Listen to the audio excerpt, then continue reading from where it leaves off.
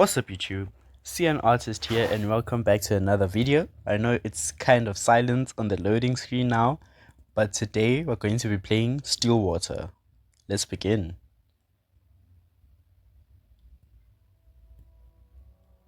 Let's start. This is a work of fiction. The resemblance to any real-life people is purely coincidental. The game contains depictions of horror, mature themes, violence, and strong language. Viewer discretion is advised. Caretaker, okay. I'm sorry, but I can't stay here anymore, Nina. I feel like I'm going crazy. Calm down. If you can just talk it out. So many strange things keep happening one after another. Every day, there is a damn dripping sound. I thought it was just something leaking at first, but I check every faucet, every ceiling, everything, and still I hear it everywhere, constantly echoing in my ears. Please, listen to me. Oh, but the water. The damn water. Water? Yes, it's everywhere. Pools of it, all over the house. And every time I mop it all up, another will appear. There's no end to it. But it's at night. It's at night when it comes. What are you talking about? I hear someone or something walking along the hallways at night. Maybe it's just your grandfather. No, Nina, it's not him. I thought it was, but it's not. But I've seen it. That thing! I only glimpsed at it once, but I'm more than content. That thing was not your grandfather. Ever since that night, I would lock my door and pray it would walk past my room. I don't know what's going on, but I swear it just keeps walking, always walking on pools of water. Sometimes I hear them randomly. The steps are erratic and faint, but I can still hear them. Just the steady pace up and down the halls. But I think recently it's no longer like that. What do you mean? Every morning, I follow to see where the wet footprints lead. It walks towards something, more clearly than before. It would walk down the halls, climb down the stairs, and turn corners. All of it I would follow. Eventually, the trail would come to a stop, and it would all stop right by your grandfather's room. His room? Is this some kind of sick joke to scare me away? Then please stop. It's not a joke, Nina. I meant what I said, that there's something wicked going on in this house. That can't be true. I know this is a lot, but you have to believe me. I can't stay here any longer. I'm sorry, Nina. It's okay, I understand. Thank you for taking care of my grandfather up until now, and I'm sorry for all the stress I've caused you. I'm sure to pay you right away as soon as Nina, listen to me. I don't know what's happening around here, but... The woman on the phone cautiously looks around, turning her head constantly back and forth, looking over her shoulder to find if any others listening in. She grips the phone so close to her ear in a vice-like grip before speaking again in a hushed tone. Something terrible is lurking in this house. I don't know what it is, but please, as soon as you get back, take your grandfather and just leave this place. Leave? I can't just leave everything behind. We have nowhere else to go. Please, Nina, this place is not safe. The rumors, they're true. The curse is real. My family is not cursed. But Nina, at this rate, you and your family will... Enough! A pause. Cold and sharp tenseness strains the call as both women, exhausted and stressed beyond their comfort, tried to stifle their growing frustrations towards one another. Neither yielding to the other's thoughts, only leaving anger and hurt to fester through the silence. After what feels like a suffocating stillness, Nina finally sighs heavily and responds bluntly to the caretaker. Look, I don't know what you heard or saw, but I can't just leave things like this. Whoever or whatever they are, They'll answer to me. I won't let them have their way. I don't have time wasting my energy on this stupid curse. So if you can't help me, then so be it. I'll find a way. Yeah, guys, this Nina person, I'm already predicting. She is majorly cooked. Very cooked. Nina. My grandfather is all I have left. He is all I have left.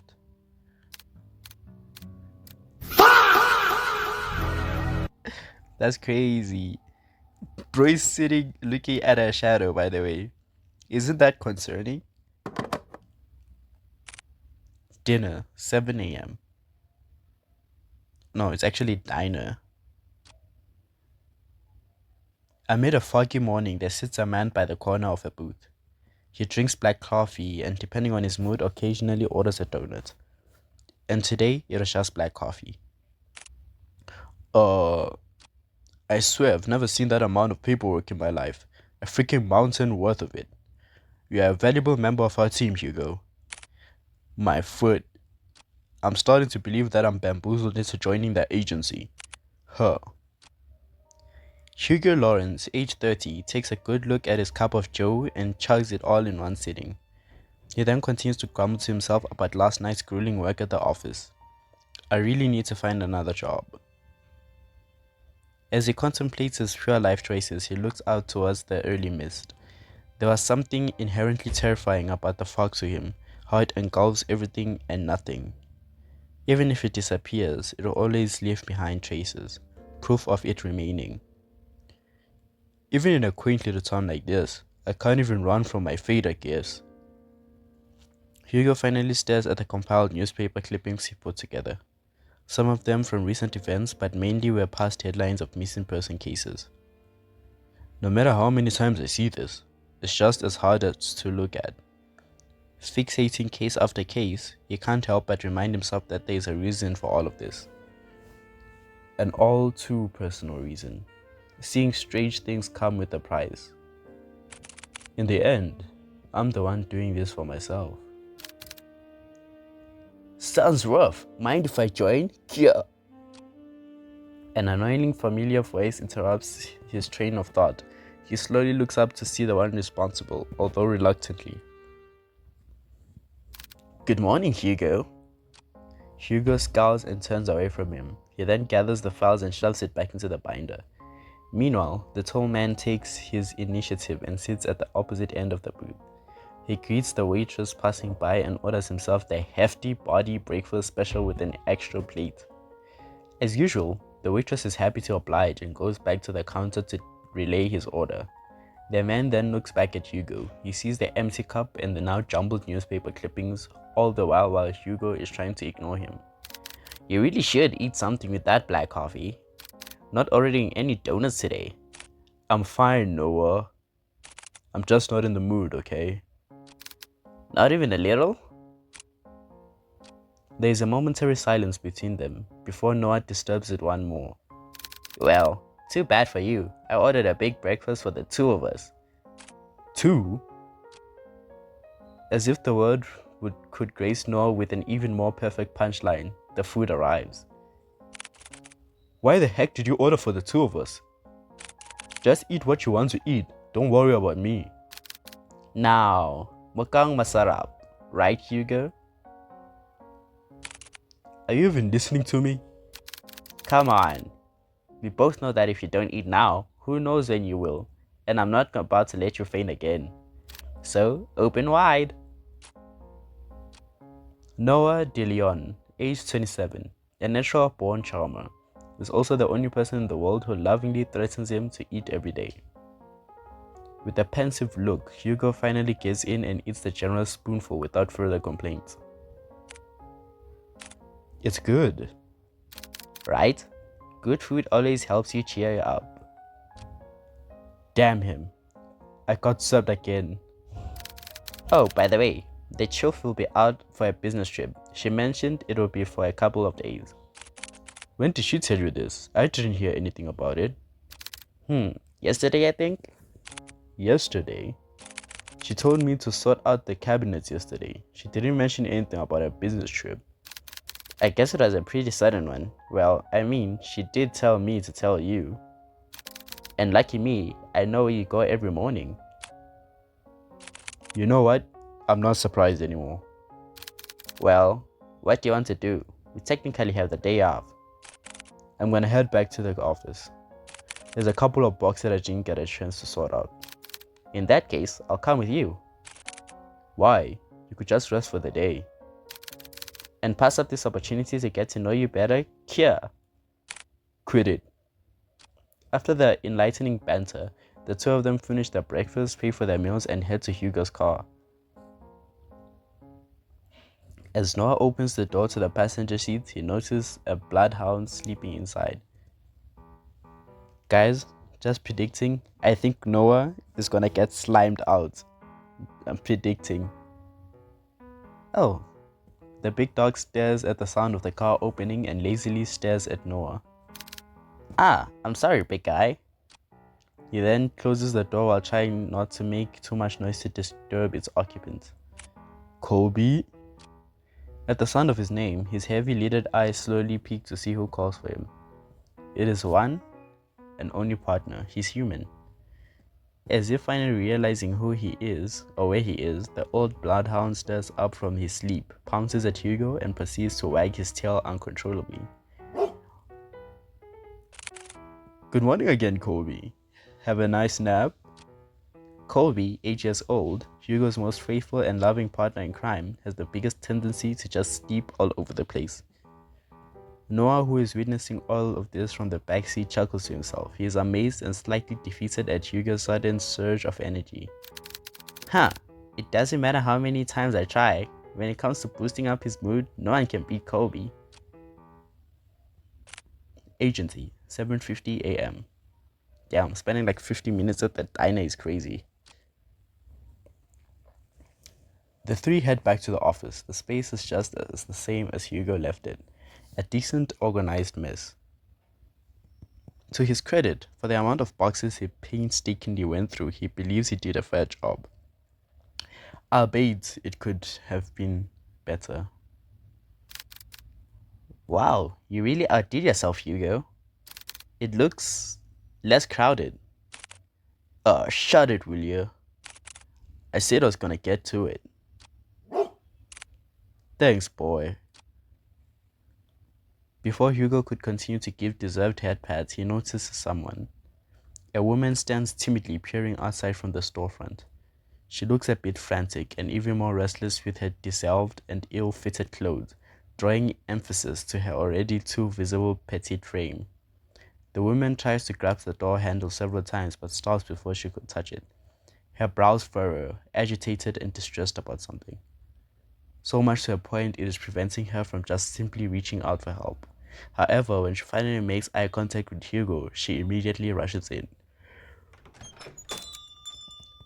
I'm so sorry. I know that the close sign is up, but I saw you come in and Are you alright, miss? I need your help. My grandfather, Before she can continue explaining, Noah swiftly cuts in front of Hugo and intervenes, an all-too-practiced manner. Yeah, this is Nina, guys. Predicting that she said grandfather, yeah, it's Nina.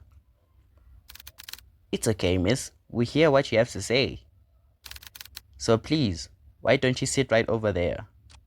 Noah gestures to one of the empty seats at the other side of the office. The poor woman hesitates for a moment. She clutches desperately to the strap of her purse, her eyes focusing apprehensively on them, and at a gestured seat. After mulling over Noah's affair, she quickly glances back and nods. Did I read offer as offer? Okay, bro.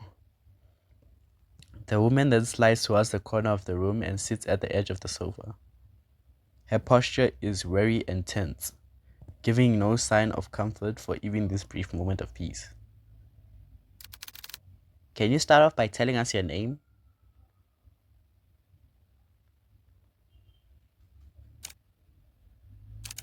I apologize for earlier.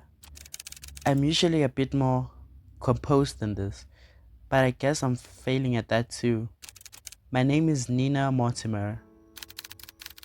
Ah, hello, Miss Nina. My name is Noah De Leon. I am one of the assistants here. That big guy next to you is our older, leveling assistant Colby. Other. And the one brooding over here is private investigator Hugo Laurent. I'm not brooding, I'm just tired. And our chief is away on business, but I think we can still accommodate you. So how can you help, Miss Nina? For a moment, Nina appeared a bit more lax, more hopeful, maybe even relieved from this warm welcome. However, she once again tenses up. The guilt and shame came rushing back to her, visible by the creases of her brow as she once realizes why she is here. I need help watching over my grandfather tonight. Tonight? Yes. I know this is a strange request, but my hands are tied on this. It has to be tonight. I'm sorry, Miss Nina, but I don't quite understand. Is your grandfather in any danger? I think someone is trying to take him away. Take him? Miss Nina, I think you should contact the police right away. They are far more equipped at handling this kind of situation. No, they're not! I've tried requesting their help, but they've given me the same answer verbatim for weeks for now. They would send someone out to watch over the manor for the entire day, but by the end of the routine, they would always report back nothing unusual. They saw no one else leaving or arriving at the house other than me or the caretaker. And despite telling them all the details about the letters and all the strange things that's been happening, there is nothing they can do about it, but just sit around until it escalates even more. I can't wait any longer. Any more of this and it will be all too late. If only I knew who Louis was. Louis? She lets out a gasp, her hands shot out to cover her mouth, realizing she had said too much so carelessly. She tries to avert their gaze, but Hugo stares persistently at her. Miss Nina. I mistakenly click, guys. Okay, bro. Once more, she contemplates, her brows knit closely together as she bites her lips nervously. It's as if the words she wanted to say have suddenly died out, too heavy to utter. A mistake she can't take back. Before the silence stretches further, Noah speaks to Nina with a gentle and reassuring tone.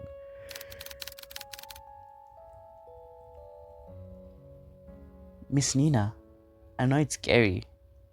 All of the things you've mentioned to us so far, no one should ever have to experience, especially by themselves. And I assure you, we'll listen to all of it. I promise. Wild and maniac eyes search deeply at them, trying desperately to discern any doubts or mistrust on their faces. However, all she sees are people who are willing to give their time to simply listen to her, to actually help her. From this alone, Nina looks to the side where her purse is and opens it. Tucked inside one of the pockets, she takes out a single slightly crumpled envelope with a pigmented red wax sealed, pressed in the middle. At a glance, Hugo can tell right away that this letter appears to be a bit more worn out and antique, and yet, despite its delicate form, it remains well preserved, well kept. It's as if the letter was untouched by time forever, waiting to be opened. Grandfather has been receiving cryptic letters for the past month now. The letters didn't come with an address or the name of the sender, but this one is different from the rest. This had the name Louise on it. As she hands over the letter, Hugo notices her hand slightly shaking. Nina is still avoiding his gaze, but he knows she is trying in earnest. But before he could reach out his hand, he senses it. A faint shift in the room, unnoticeable to the others, but all too glaringly clear to him.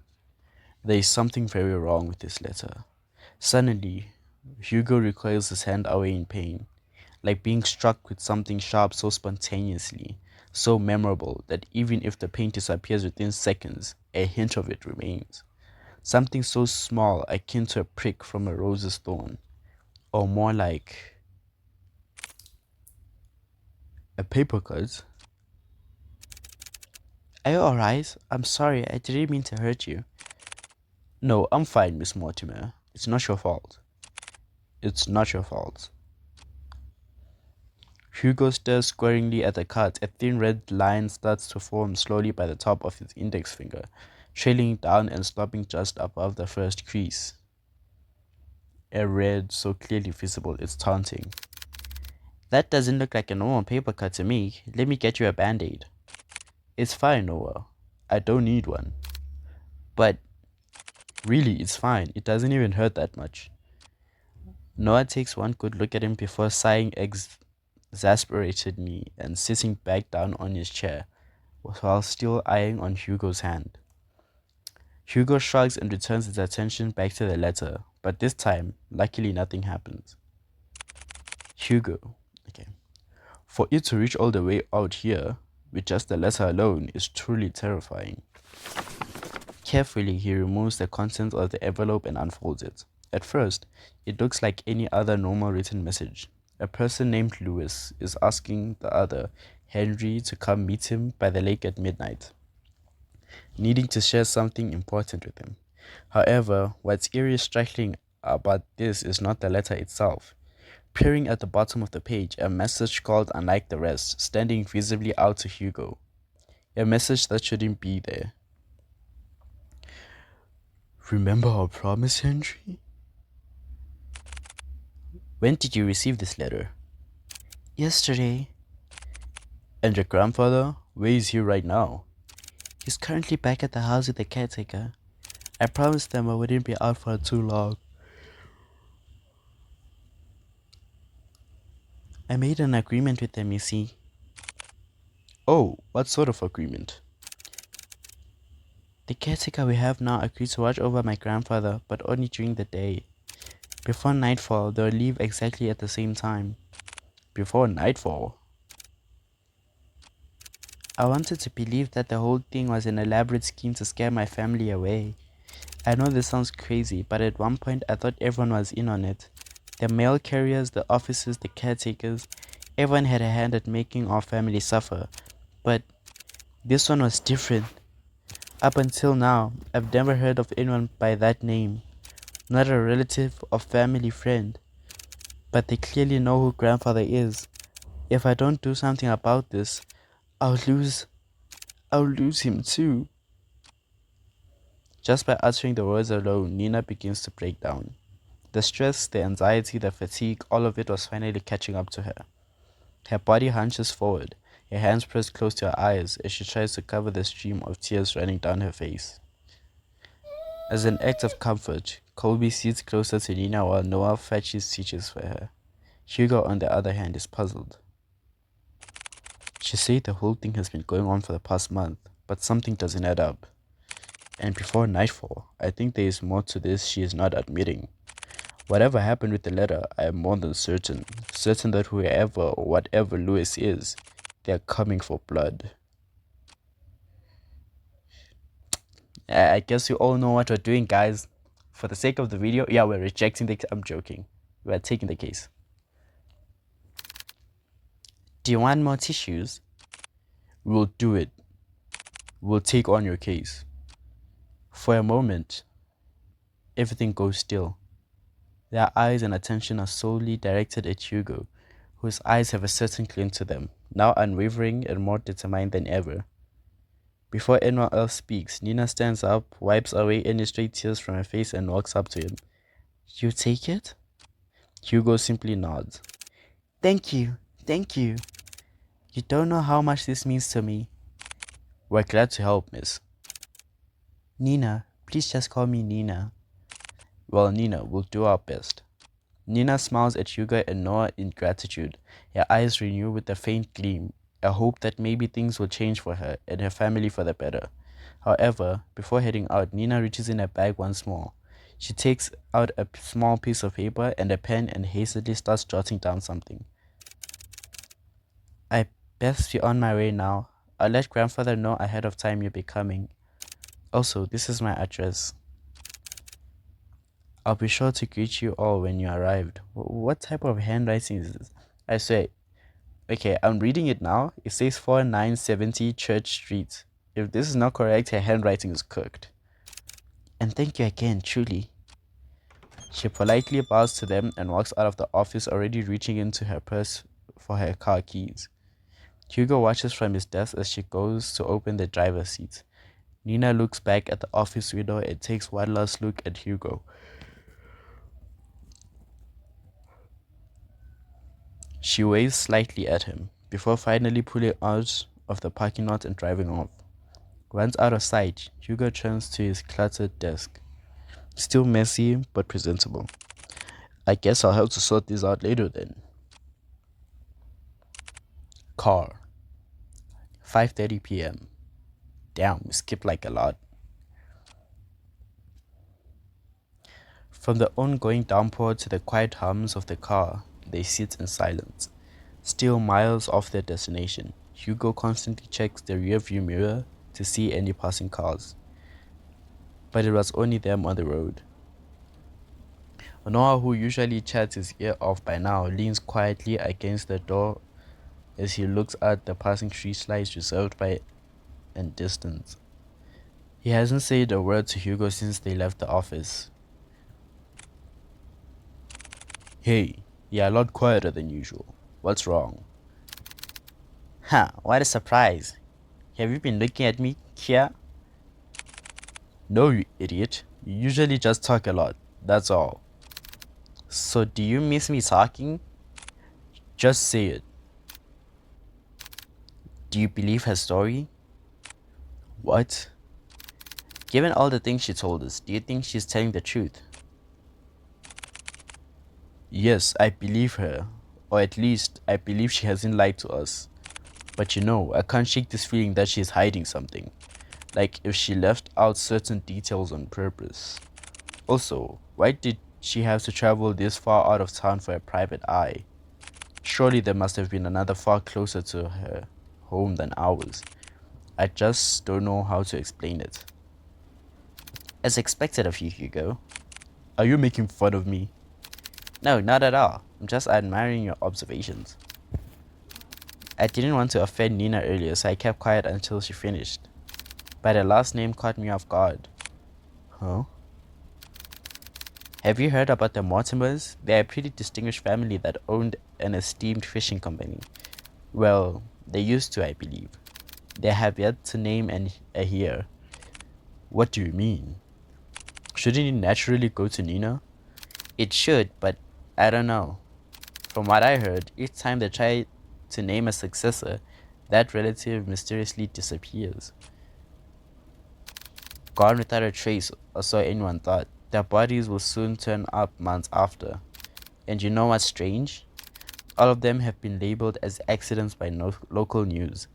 No foul play, just another unfortunate loss for their family.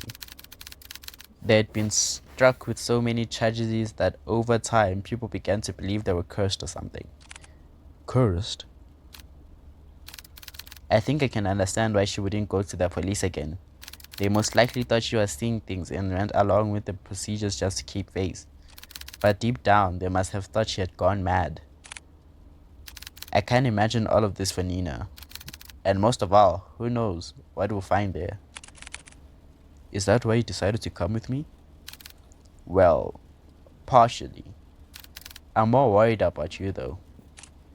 Me? Why? Think of it this way. I'm the appointed driver. When you decide to do some pretty reckless stuff, I'll be there to drive you to the local hospital. Besides, 2 is better than 1. Exactly. I was fine with Kobe coming with me. Okay. Well, have you heard that 3 is better than 2? Mortimer Estate, 6 p.m. Passing through countless dirt roads and steep cliffs, an estate can finally be seen beyond the evergreen. Nestled away from prying eyes, it stands tall, magnificent, and classic. Truly a rarity only afforded to the privileged. And yet, with all its opulence, it looms from a distance. Hugo and Noah could only gaze at the sheer scale of their manor. Its grand stature topples easily over the thousands of houses that they drove past. Wow, look at the size of it. I could never imagine seeing a house like this in person. It's almost too surreal. Come on, she's waiting for us. Immediately after exiting the driver's seat, a sudden sharp pain weighs heavy on Hugo's chest. Grasping tightly at his coat, he begins to gasp for air. His vision hazes as he leans close to the car, trying desperately to ground himself. Like a fish run out of sea, he desperately heaves. The air in his lungs escaping too quickly burns as he feels his throat start to strain, drawing tighter the more he breathes. But this pain pales in comparison to a feeling far more excruciating. Is it the house? No. Something far more sinister. He feels it. Someone is watching him. A piercing gaze fixed on him, like leering at a bug and waiting to strike. We'll be together soon, Henry. What the heck? Damn it already. I need to hurry or else. Hey, are you alright? Noah calls out to him, snapping him out of his fixated trance. Colby nudges his head against Hugo, whining with concern over his partner's well-being. Did you hear that just now? Hear what? That voice. It was so close to my ear, Is everything alright? Oh, I'm fine. Don't mind me. I'm just a bit winded out from the trip, that's all. I'd be happy to make you tea at the very least. If it's no trouble. No, not at all. It's the least I can do. Once again, the subtle uneasiness from Nina surfaces. But before Hugo could get a chance to look further into it, she walked up towards the front porch without saying another word. What is she hiding, actually? Are you sure you're alright? You sounded like you were choking earlier. I said I'm fine. Besides, we're already here. We can't back out now. Listen to me. I think you should. Noah abruptly cuts his lecture short as he notices Nina stopping by the front door. She stands by the door silently, contemplating something. It's just like before, but this time she seems even more anxious. Whatever unease she tried to mask earlier became more apparent the minute they walked closer to the front door. I haven't been quite honest with you, detective. Just like before, as if carefully choosing her next word, she decides that in this situation, words are not enough. You see for yourselves what I mean. And with that, Nina enters the house, leaving the three to follow behind. Hugo is about to enter through the foyer when he feels a tug on his arm. Don't forget what I told you. If something happens, let me know right away. You'll be the first to know. And with that, Noah releases his grip on Hugo. They proceed to head in, not knowing what awaits them beyond the door. Greeted with a brightly lit hallway, Hugo notes immediately that the interior is just as grand. Adorned with floral accents and antique furnishings, the house itself exudes the word elegant. A classic and rustic charm with the walls and floorings made from the finest wood. Hugo couldn't help but gape what he walked in. However, he noticed something even more distinct than the splendor. Behind the seemingly perfect veneer, an unsettling air breathes throughout the house, leaving no room for doubts that the inside is far more terrifying than the outside. Please come this way. Bracing themselves, they enter the dimly lit drawing room. At first glance, Hugo could not discern the silhouettes situated at the far corner. Only the spare lighting from the window pierces through a fraction of the room's darkness. However, as they approach closer to the silhouettes, Hugo now understands the reason for all Nina's unsettling vagueness. Grandfather, we have guests. Whoa. Why does Broski look like he's in a trance? Sitting on an armchair is a very young man, not much older than Hugo or Noah. Wait, what? He's young. He is dressed modestly and shares none of the imposing presence of the manor. No, rather, such luxury does not even remotely reflect on the man before them at all. It's as if the flow of time has stopped only for him, while the rest had continued changing drastically without him. Just like the latter, timeless, delicate, and jarringly out of place. Staring only at the window, the young man sits there dazed with little acknowledgement of the people around him. Still motionless, like a doll. Grandpa, these are the people I spoke of. This is Detective Laurent and his two assistants, Kobe and Noah. They're going to help us. Even after introducing them to the head of the mortuary estate, Hugo and Noah could not help but feel unnerved. The man before them is supposed to be frail and older than any of them, and yet he remains forever unchanging, forever young. They've come a long way, so I'll be making some tea. Would you also like some, Grandpa? He does not reply back, nor does he glance at Nina or anyone else in the room. Only fixates his gaze on the rain, nothing else. I'll be sure to make a cup for you too. She then timidly gestures to Hugo and Noah back to the foyer.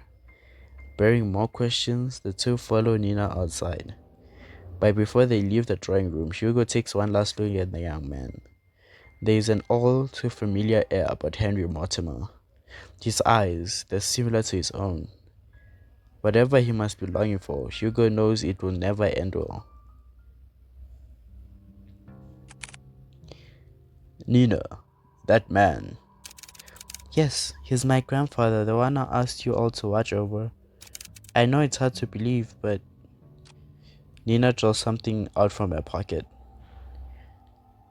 It's an old picture of a handsome man with slick back hair wearing the finest of suits. The gentleman in the picture has a different air to him, one of wealth and power, none of which reflects at all at the current Henry Mortimer. It's almost as if looking at two different people. This isn't to go by, but believe me, they're the same person. Then why does he look so young? It happened a few nights ago. I was on my way to get a cup of water when I heard a loud thud coming from my grandfather's room. I was worried that something fell over, so I went to go check. When I opened the door, I found him collapsed on the ground. I rushed to help him out, but when I did, he looked so different. He wore the same clothes that my grandpa wore that night. And his face, I recognized his face. He looked younger. So many things were rushing through my head at that moment, and yet I knew he felt familiar to me. I knew it sounds bizarre the more I talk about it, but that's what happened. That was also the same night I found the letter. It was next to him, already opened. I'm sorry again for all of this. No matter who I went to, they either say something was wrong with me or my family. With everything going on, maybe they're right. The pools of water, the letters, Lewis, and now this. I've been ignoring the signs for years and just blindly hoping things can get better if I try finding solutions on my own. But that's not enough anymore. Maybe my family is really No, they're not. Curses aren't real. Detective? I think we easily get too involved in believing that sort of thing exists. In truth, the one who fixate on it make it their reality. Rumors, doubts, lies, all of those things are what they want to become real. Deep-rooted emotions like that can possibly be healed or fixed right away. But like a curse, those emotions drag other people down with them.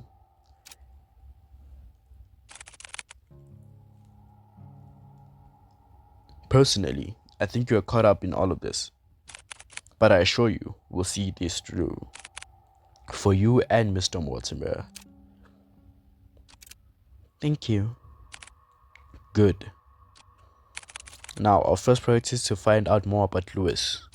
Nina, the letter you showed us back at the agency, do you have it with you? Ah, yes, it's here. Do you mind if I borrow it for a bit? I'll be sure to give it back. Of course, but what are you gonna do with it? I searched everything on this letter and still couldn't come up with clues. Ah, I'll be using it as a reference or guide, if you will. I'm afraid I can't discuss too much of this process, trade secret and all, haha. Ah, of course. I'll check upstairs, Noah. You and Colby check the ground floor. Got it. Before they leave to do their own investigations, Hugo grabs a hold of Noah's shoulder. He leans in, close enough for Nina to not hear. Keep a close eye on Master Mortimer and Nina. Especially Nina. I don't want her to be dragged any more than she already is. So whatever happens, keep her safe. Hugo, you. Fine. But remember, yell for me, okay? I know. Thank you, Noah. I'm counting on you. You too, boy. With a final nod at them, Hugo then goes towards the staircase and heads upstairs. Noah stares for a moment longer at Hugo's back before he disappears into the first floor. He then turns to look at Kobe. Well, it's time to get to work. Right, Kobe?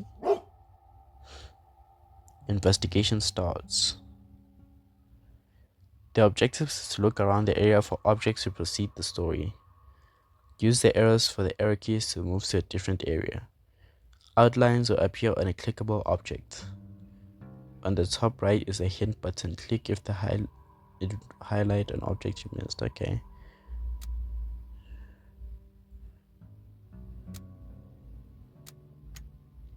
A large bookshelf stands close to the entranceway. It contains a couple of photo albums and a few phone books. Oh, I'm playing as Noah. A delicate arrangement of violets and white roses. They seem to be fresh and fairly new. An old rotary phone dial. Okay.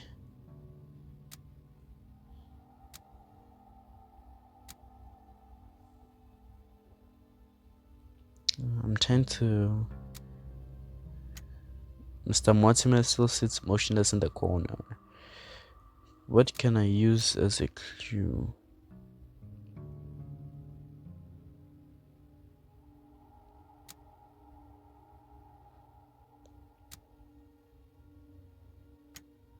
Frames decorating the walls are covered in white sheets. Wow, there are so many paintings covering the walls. Are there more like this all over the house? Yes, my grandfather commissioned many back in the day, but sadly he doesn't do that anymore. Nina, I can't help but notice the paintings are covered. How come? I did that. I covered them up for my grandfather's sake. For his sake? Yes, he was pretty obsessed with them, you see. There were times where he would mutter to himself and would just stare at the paintings for days at end. It would worry me so much that I had to cover them all. Since then, he hasn't stared at any of them. He just sits quietly looking outside. I see. About the paintings, I also noticed they all have a similar theme. They all had water in them. I know this isn't a coincidence since you've told us before, but if there's anything you know, anything at all, then please tell me. Noah, can I ask you a question first? Sure, go ahead. Do you believe in mermaids? Mermaids? I don't suppose I do. Why? Casting a gaze on the floor, Nina anxiously fidgets and tightly clasps her hands together. She then briefly sighs and continues. Well, there's this story, or rather, more like a fairy tale, that my family has passed down. A fairy tale?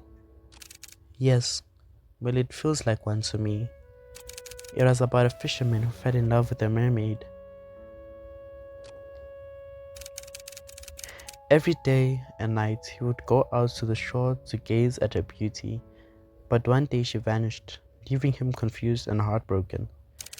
Determined, he would set sail many seas for a chance to see her again.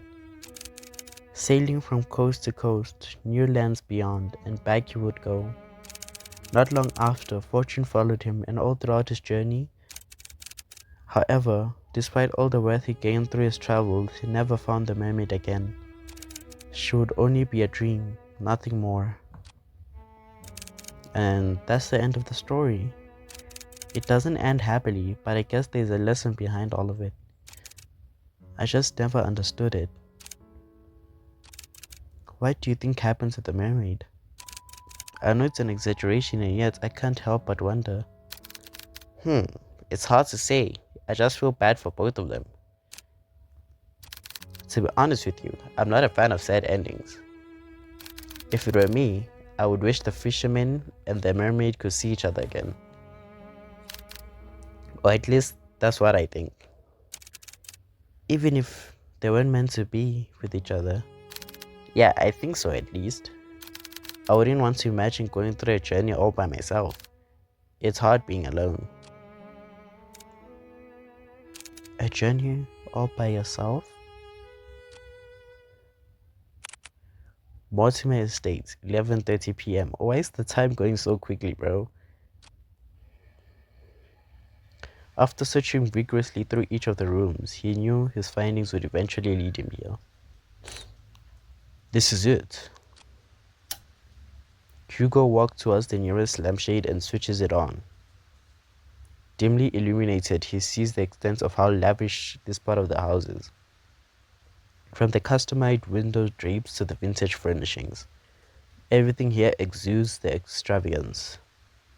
But much like the interior Hugo has seen so far, he finds this one in particular reeks of it.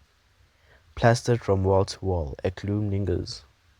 It's as if the room itself is moldering, despite its preserved nature.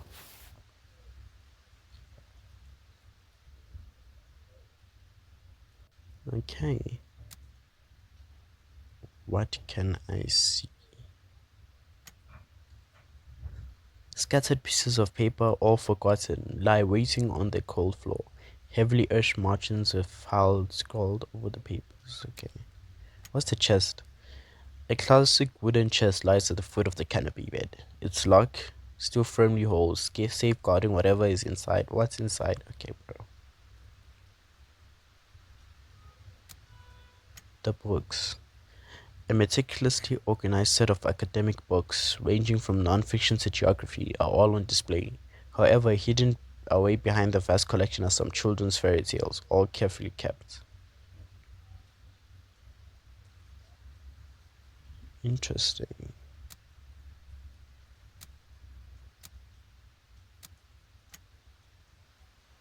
The tea set is nothing. What about the painting? Atop the fireplace, unblemished and unmarked by time, hangs a curious and familiar painting of a woman floating on water.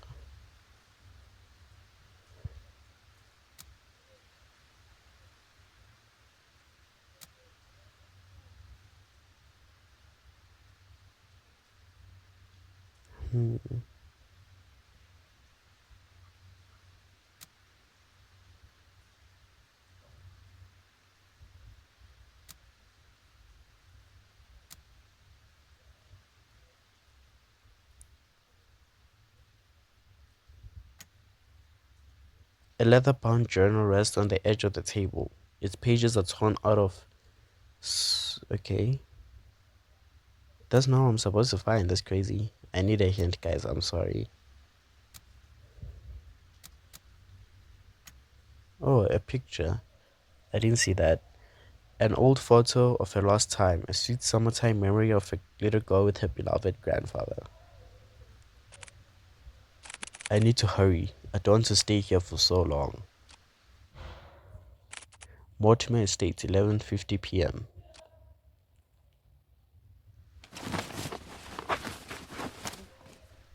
He searches and searches, and still there's no sign of Lewis.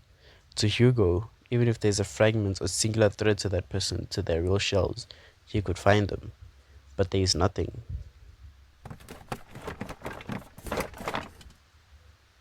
Not one thing pertaining to him. What about the journal? It's as if the thought of Lewis barely exists at all. What is going on? I clearly sensed the presence from before, but it's gone again. Damn it, I wish I had more time. No, calm down. It has to be here. I just need to focus. He ponders again, retracing every step and every little detail, hoping that he overlooked something. Yet all he knows is that one tangible thing that connects him, that tethers so closely to his space, and most of all, Henry, is the letter. Words of promise of love, all delicately etched onto the page, but tainted with a powerful and dark emotion that has been festering for too long. Tainted? From the very start of all of this, Hugo believed that whoever Louis was They were the ones responsible. He thought he could find them and convince them to stop their haunting for good, to bring them peace and to move on. However, that isn't the case anymore. The unnatural force that binds everyone so closely together in this family is not the cause of an angry spirit. No, it's something more devious than that. As he takes the letter out of the envelope, he notices a change within, bearing no foreboding threat at the bottom of the page. It just looks like a regular letter, or rather, when it once was, a sad and tragic love. If you can't come, then I understand. Things have gotten more complicated with your mother ever since she found out about us, right? I'm sorry, Henry, for everything. It hurts to see you so torn up like this. I would never hurt you or drag you along with me. If this is to be our farewell, then can I ask you one last favor? Could you keep my locket? I know this is selfish of me, but I'd like for you to have it. I'll be happy to know it's safe with you. My heart will forever be yours, Henry. With love, always, Louis. Oh, it's not Louis, it's Louise, bro. So, this was the true letter. A small warmth emanates from the paper, wrapping closely around his fingers, quiet and soothing. The fragment Hugo was searching for. Louise, I'm sorry. You are also a victim in all of this too. Please, if you can hear me, I need your help. Without warning, the sound of a click can be heard across the bedroom, as if something unlocked itself. Hugo turns his head towards the sound and sees the chest. Unlike the other furniture, its dark and rustic features have not been maintained well, left to rot on its own. Suddenly, he stops at the sound of a voice, a sweet voice whispering to him, beckoning him towards the fireplace.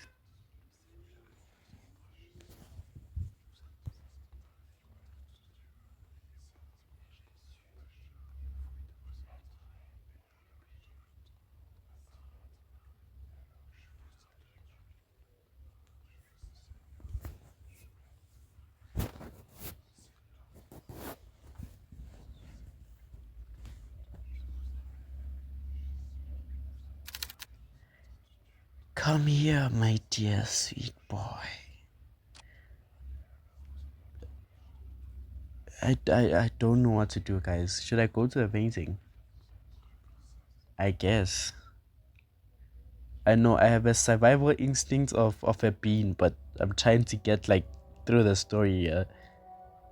There mounted by the fireplace is a painting of a beautiful woman floating on water. Her pale skin is incandescent, brilliantly prominent against the contrast of the dark murky waters that keep her bound to the canvas. Hugo stares intensely at the picture. An empath an empathic sorrow swells within him, disarming his own very senses and forcing him to inch closer, surrendering himself to the sweet song. I shouldn't have went closer. Poor thing, how lonely you must feel. You are a lot like him, like Henry. Back away, bro. As Hugo approaches closer and closer to the painting, and his mind screaming to run, he sees it. He can finally see beyond the facade the lady portrays, for what the painting truly is. But don't worry, I can take away that sadness. A deformed creature, a mermaid, floats above the surface, the voice whispers. Large hollow eyes stare back, boring deeply into his eyes. Her skin is melting, bleeding heavily, this black echo as it gushes out of the canvas. Some of it starts to hit not only the floor but as Hugo as well. The black viscous tar clings persistently on him, unrelentless as they continue to pile up. And then he feels it. What drew him initially to this thing? A deep sense of longing rushes through him, snuffing out what little control he had left. Finally embracing this nature, to come home. Take my hand. Without hesitation, Hugo reaches out his hand while his body leans in closer to the mermaid. Yeah, this is the bad ending. I shouldn't have went close. She grabs and pulls him in. Not once looking back, he dives and follows after her, returning to nothing. Bad ending beyond the painting. Yeah, I knew it.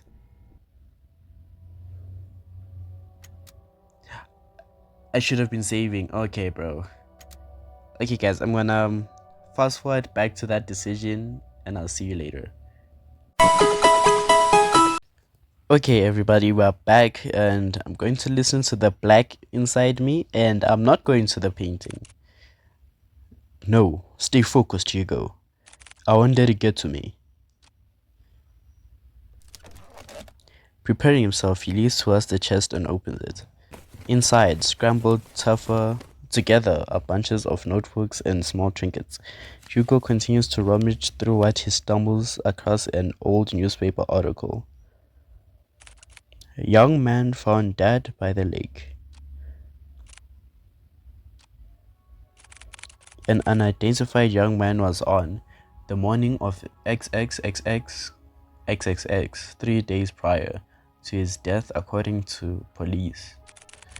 Ruled as a suicide, police have claimed that the troubled youth drowned himself. This certainly is a tragic loss, an unfortunate event indeed. No claim of his body has been made yet. Lewis.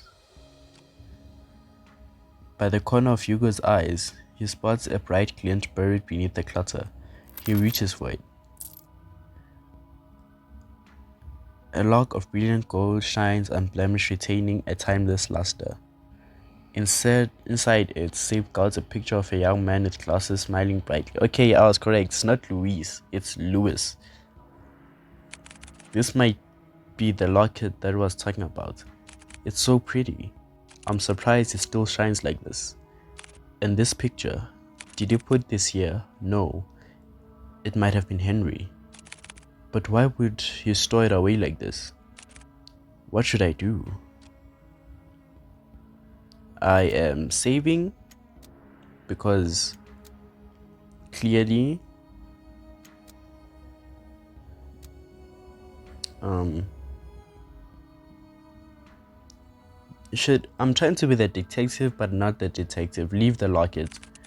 I think it's best to put it back for now. Hugo hears a distant and faint cry call out to him, pleading him to take the locket with him. Lewis. Hugo is about to put everything back into the chest when he feels a wet and cold sensation crawling up his leg. Oh no. What? Water. A pool of water relentlessly spreads across the floor, already seeping into the chest. Damn it, no! Suddenly the lights shut off. A scream is heard, followed by a myriad of shouts. Hugo is about to call out to Noah, but stops at the sight of pale feet before him.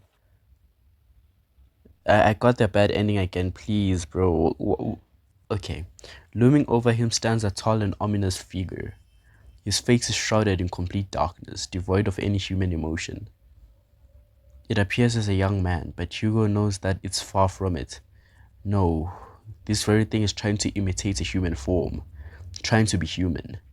Hugo could only stare back. Paralyzed with fear, he is forced to watch the horror as it slowly creeps towards him. It's just like before, the sensation of someone staring at him from within, but this time it's drawing nearer, inching ever so closely. The words to call out to Kobe or Noah fail to reach out. Lodged in his throat, he struggles in pain. With his breathing shallow, he tries to force his body to move. And then it stops. Looking down at Hugo, filled with nothing but malice and contempt, it speaks.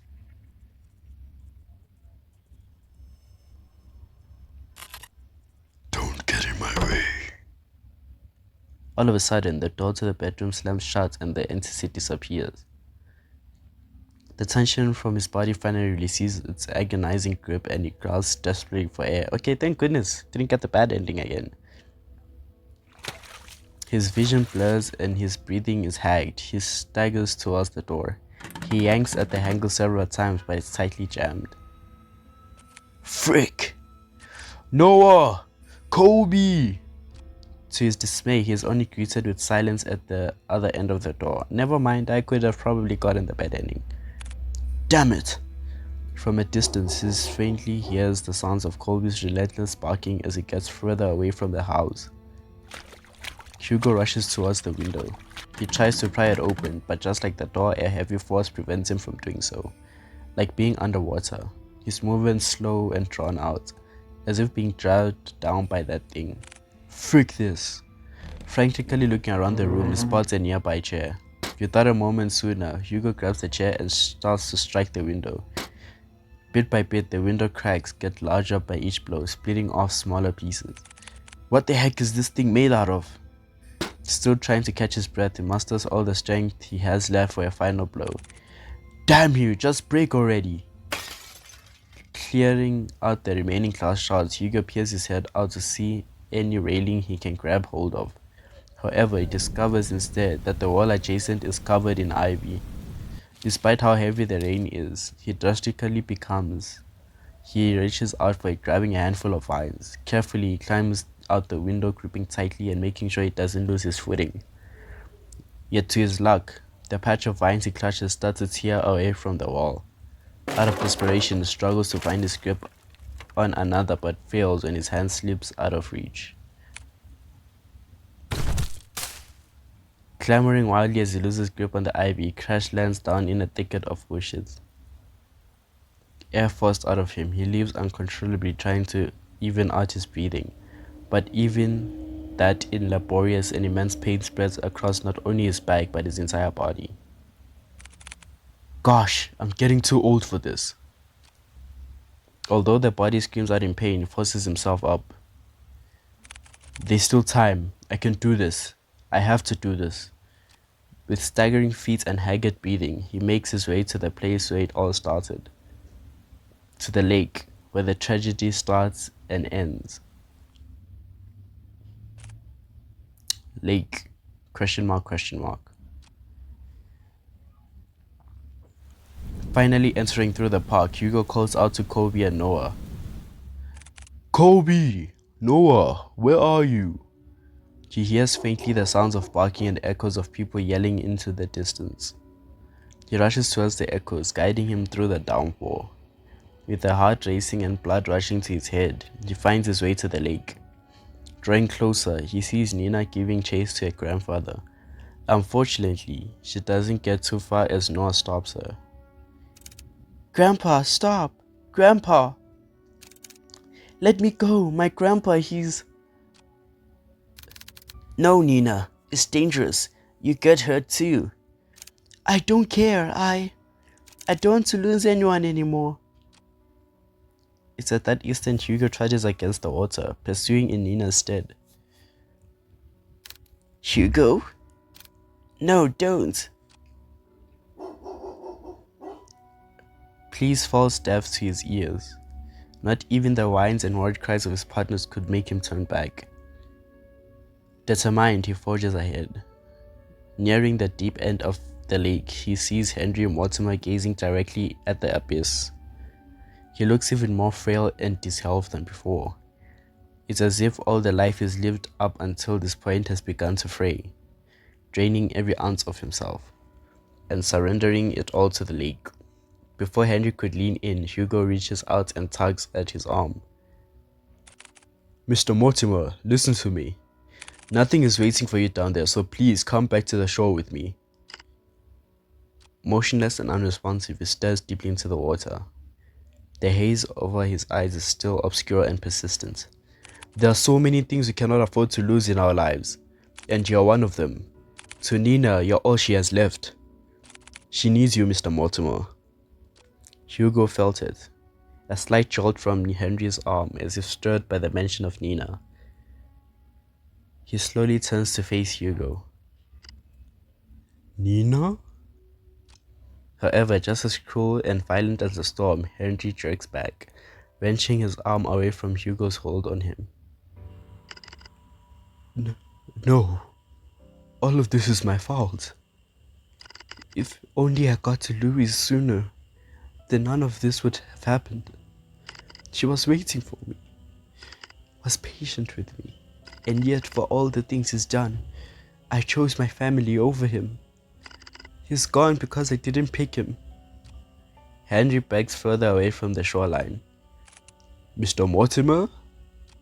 His maniac eyes never straying away from Hugo as he keeps his distance from him. Lewis, I'm sorry. I was the one who dragged you into this. You deserve so much more. And I wished.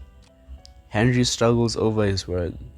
He clasps tightly to his shirt, his throat dry and taut from all that he has bottled up, from all those repressed and silent years of just waiting. Waiting for this curse to finally take him. I wished I had gone with you last night. That night, Lewis. Sir, even if we still covered that wish, I wouldn't resolve everything. Not for you or Lewis. I've had enough. Lewis is waiting for me. He's waiting for me to come home. Before Hugo could reach out for Henry's hand, he disappears into the water. Mr. Mortimer! Without hearing the anguished cries and desperate pleas, Hugo dives after him, into the abyss. Question mark, question mark, question mark.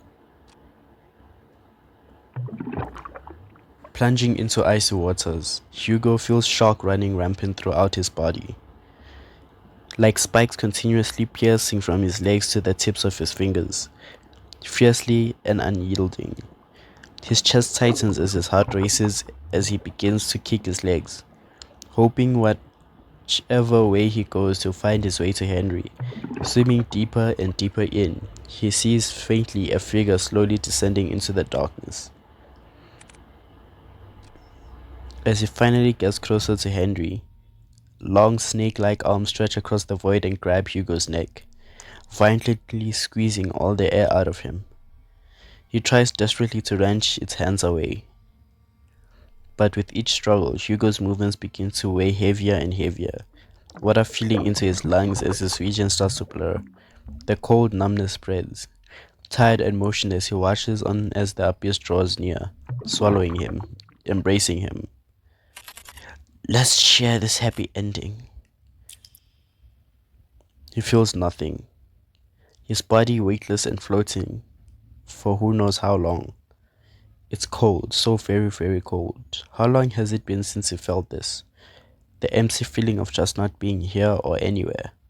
It's comforting and nostalgic. Maybe, just maybe, this isn't so bad after all. I think this is for the best. Oh no, it's far from over, Hugo. After all, you say to yourself, seeing the things you do come with a price, right? And oh, what a hefty price has been paid for your stupid little blunder.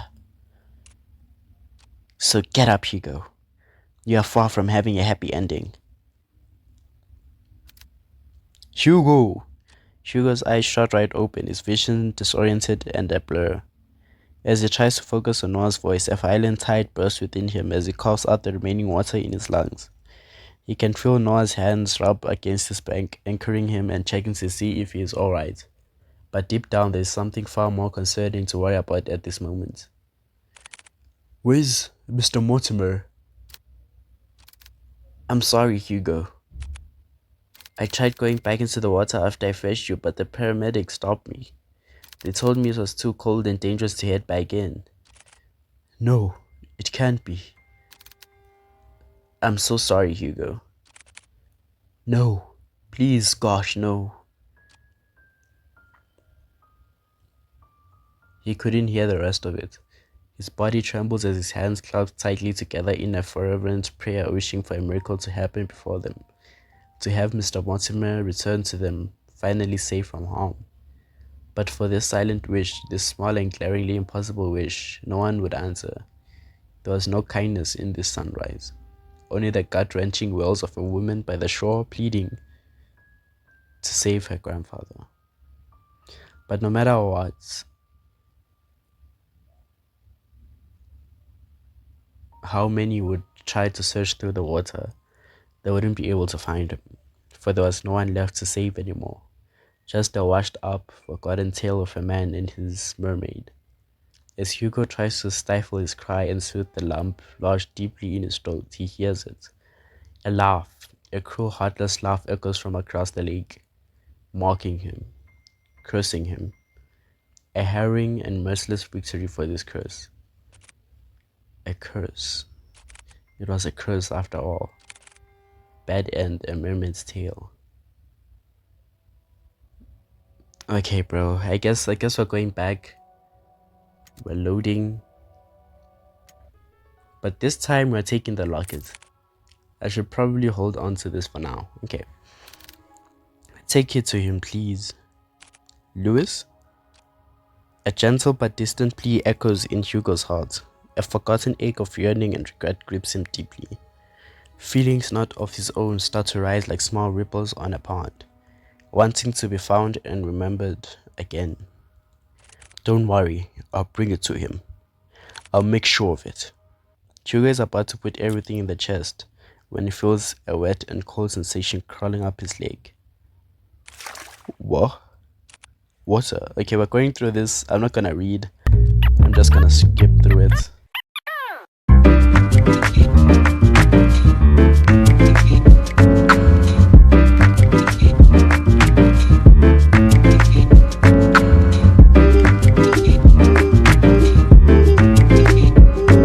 Okay, we're back.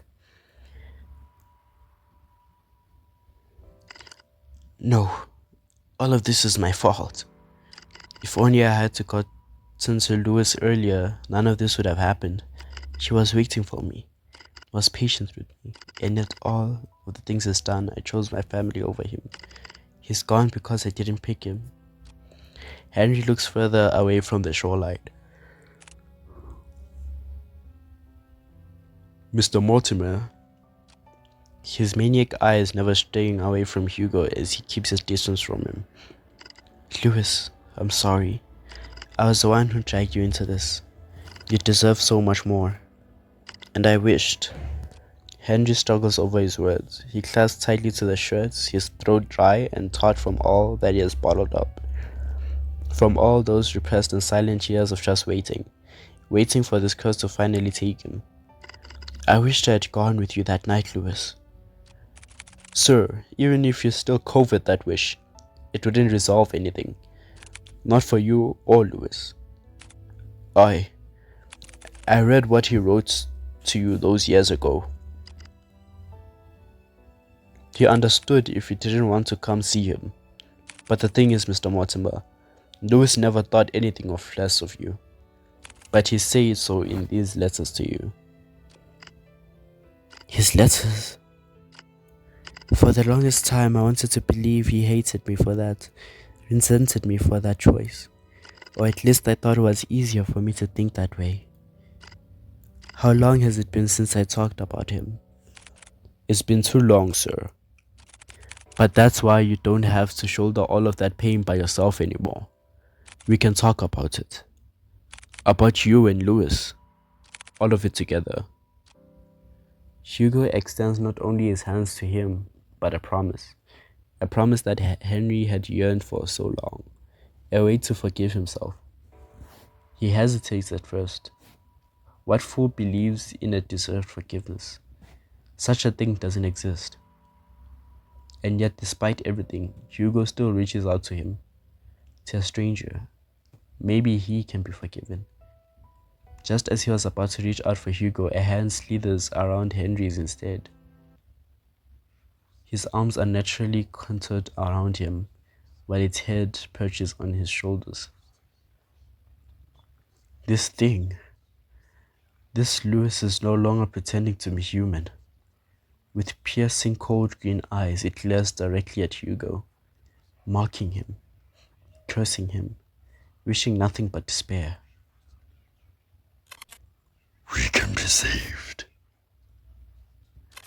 We can be forgiven. There is only one true way out of this. I will share with you the most happiest of endings. Before Hugo could reach out for Henry's hand, it disappears into the water. Mr. Mortimer! Without hearing the anguished cries and desperate pleas, Hugo dives after him into the abyss.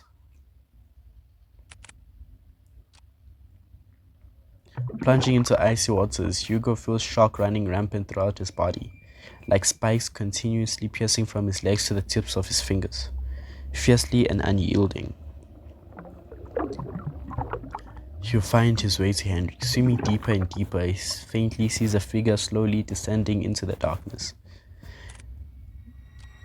As he finally gets closer to Henry, long like snake arms stretch across the void and grab Hugo's neck, violently squeezing all the air out of him. He tries desperately to wrench its hands away, but with each struggle, Hugo's movements begin to weigh heavier and heavier. Lewis, where are you, Lewis? It's looking for Lewis. Digging deep into the coat's pocket, he grabs tightly in his hand the locket that Henry kept and had long forgotten, holding it out as it shines ever so brightly in the dark. Ah, there you are. It releases its grip on Hugo and instead reaches out for the locket. Taking this as a chance, it drops the chain and kicks with all his might to grab Henry's arm. With his heart and body screaming in pain, he swims desperately to the surface. Almost there. I just have to. As the light from the surface begins to blur, Hugo makes one last attempt to reach for it. With his limbs worn out and his energy spent, this is all he can do. Before he loses his consciousness, he notices a figure swimming towards them, getting closer and closer. And then everything fades to black. Question mark, question mark, question mark. Drifting along with what feels like an endless sea, Hugo curses through wave after wave, not knowing where he's going or caring for that matter. All he knows is that he's very, very tired. How long has it been since he's had a good night's rest? It's been so long. Maybe I should take that rest now. I'd like that so much. I agree that you deserve it, but not here. I'm sorry for startling you. I just wanted to see you one last time before I go. Lewis? You've done so much for me and Henry. I can't thank you enough. No worries. I want to thank you too for watching over me. And also, I want to apologize for my remarks from before. I really thought that I had things figured out once I found you, but you know how that turned out for me. It's alright, really. After all this time, I didn't think anyone could hear me, especially Henry. Lewis? I was worried about him for a long time. He always wanted to keep me away from his personal struggles, to keep me safe from them. But I was too stubborn for my own good. Honestly, I don't regret it. Any of it. Even if I can no longer reach out to Henry.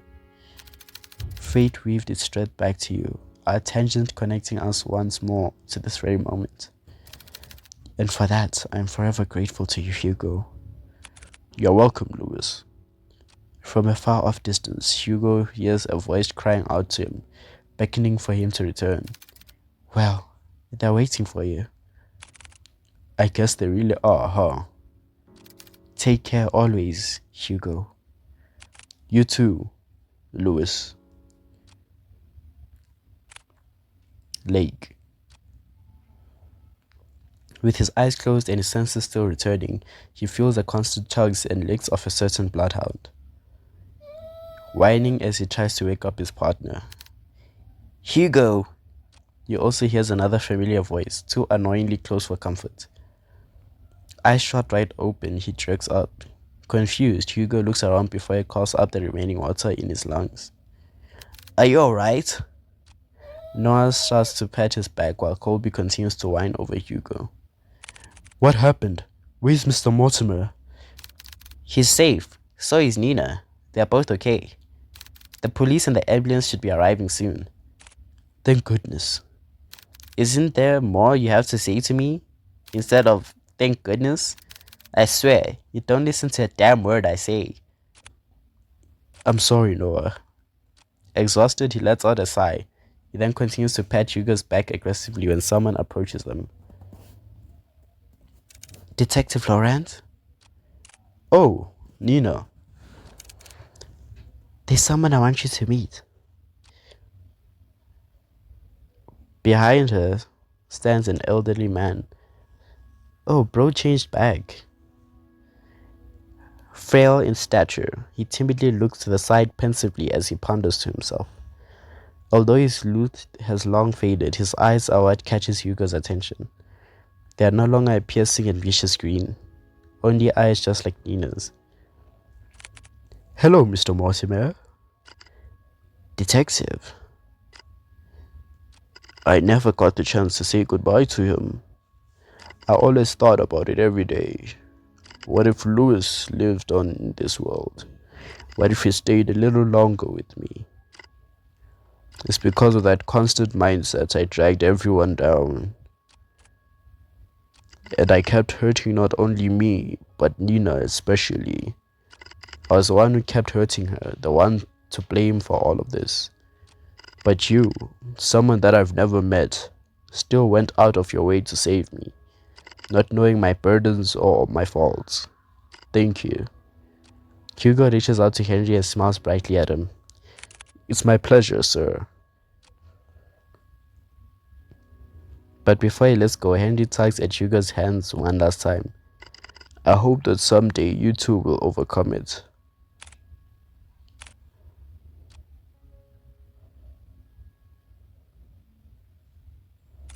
The next day, 8 a.m.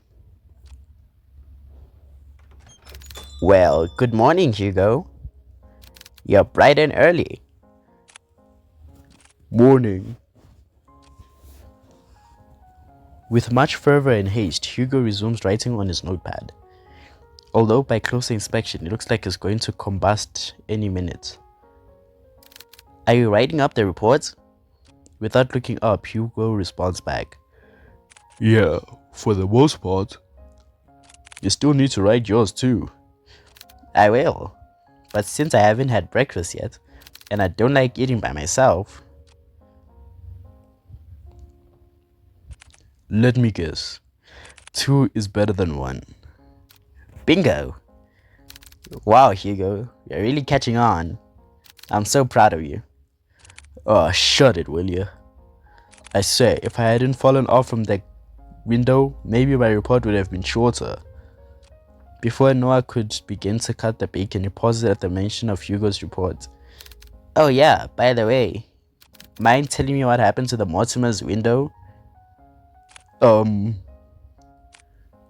I broke it. Well, that's obvious to me. What I don't understand is, why is it broken?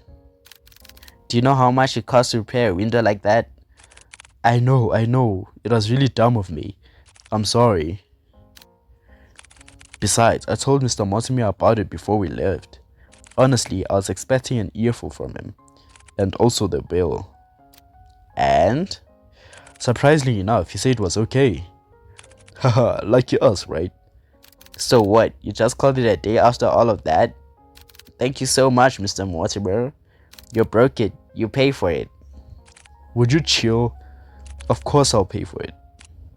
But each time I keep insisting, he just shrugged it off.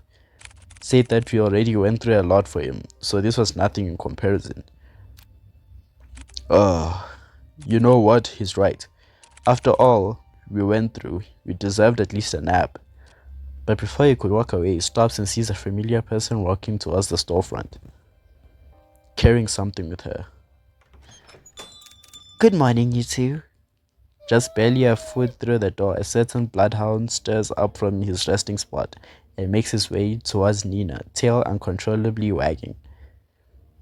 Ah, good morning to you too, Kobe. Nina scratches behind one of Kobe's ears, making his right foot unconsciously move on its own, scratching an invisible but desirable spot for him. Good morning, Miss Nina. Morning. What brings you here this time around? Is everything alright with your grandfather? Yes, he's doing pretty well actually. Even better than before. We talked so much last night, I hardly slept at all. But honestly, it's been a while since I last spoke to him so freely like that. I hardly felt tired at all. That's wonderful to hear.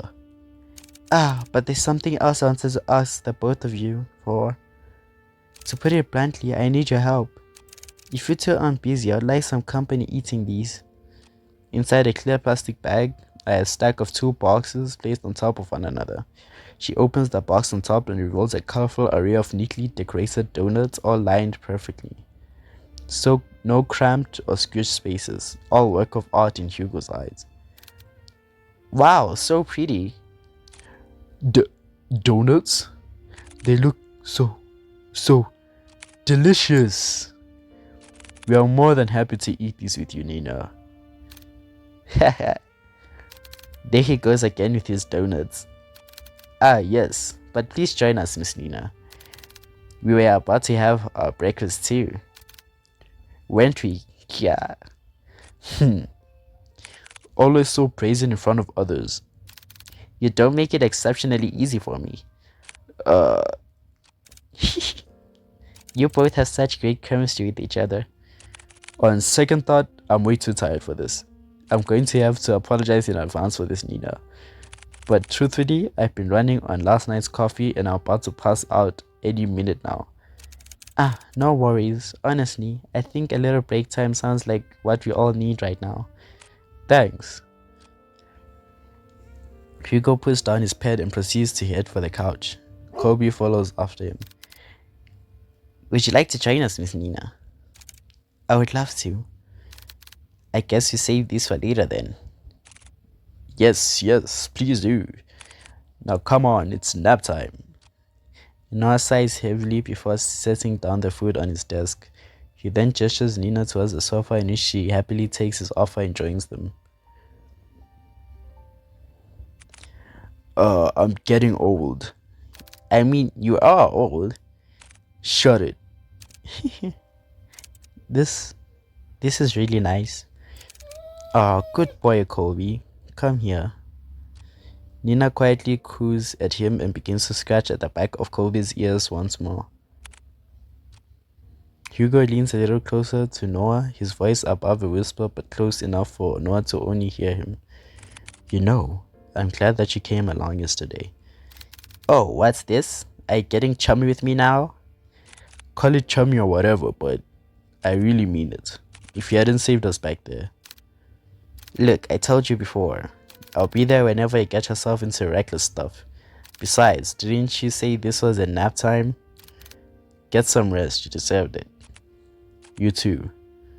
A calming silence fills the room as they bask under the evening glow. No big parties or celebrations. Just each other's company and sharing this small reward. A small and warm comfort. Good end. Case closed.